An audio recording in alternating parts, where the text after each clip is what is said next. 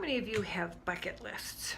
Well, I've had a bucket list, and one of the things that was tantamount for me to do was to see Aretha Franklin in person. And mercifully, for my 50th birthday, my husband was somehow able to secure tickets at Humphreys on the Bay in San Diego. So it was an evening, a beautiful fall evening right on the water, balmy, perfect San Diego weather. And we were in the fourth row, smack dab in the middle. And we were so close to Aretha that I could see the shimmer on her eyeshadow. And that was one of those pinnacle moments for me, because when I was about 14 or 15, being raised in Boston and in the suburbs, I hadn't really experienced gospel music. And I went to go visit my sister in Cambridge, and we stopped by and saw her friend Delphine. And I remember looking out the window of her Cambridge apartment and hearing and she put the needle down on the LP. That dates me. And she played Edwin Hawkins' Welcome to My Father's House. And I remember that moment. I remember what I was looking at. I even remember what I was wearing. It was that significant because I heard a level of music that moved me. It was about struggle. It was about hope. It was about freedom. And it expressed something. Music moves us. And I was moved tremendously by what Delphine was playing. And then as the afternoon progressed, she started playing Aretha Franklin. And something got sealed in me that day, and I became a fan like millions of other people, and a fan for the Queen of Soul. And Aretha was a barrier buster. She overcame so many things, and she lived such a real life and didn't hide it from us. And she was out there, and it came through in her music. And she has left us a legacy that is so rich and has moved so many of us over the last 50, 60 years. And I'm just one of many. But I wanted to take time and pay tribute to a woman who has influenced me.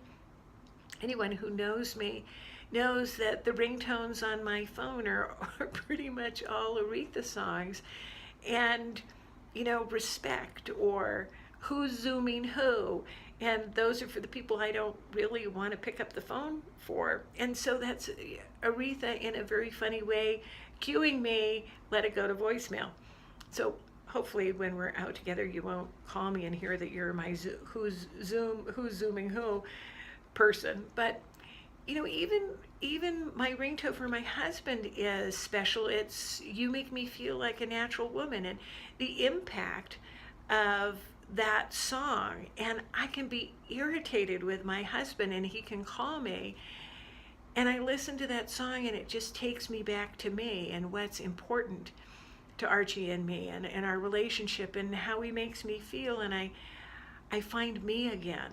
And something as simple as a song, yet so powerful, and the impact it makes. And I guess I read an article in the Rolling Stone back in the 70s, and I was really struck that Aretha only recorded music that empowered women, that brought forth the best of women.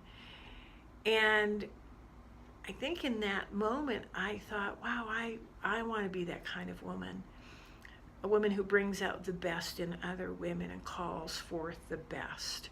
And I could go through a myriad of song titles that Aretha sang that just keep going through my head, that motivate me, that call me to a higher purpose, even when I don't feel like doing it, and breaking through barriers when it would be easier to just walk a different way. So Aretha, thank you. Thank you for being a woman that really sees us, was able to create a way of expressing it in ways that we could relate to, that could strengthen us, that could help us find ourselves in the midst of the struggle, to give us a level of freedom and hope. And I used to pitch myself as the purveyor of active hope, but you, Sister Ree, were the originator of being the purveyor of active hope. So may you find that person that calls something higher within you, that encourages you in those moments when you're feeling blue. And that's what Aretha has been for me, and I couldn't let today go without commemorating and thanking her, and hopefully inspiring you to find the person that really speaks to you and connects with you on a soul level. So thanks for letting me talk about one of my heroes, Aretha Franklin. Rest in peace.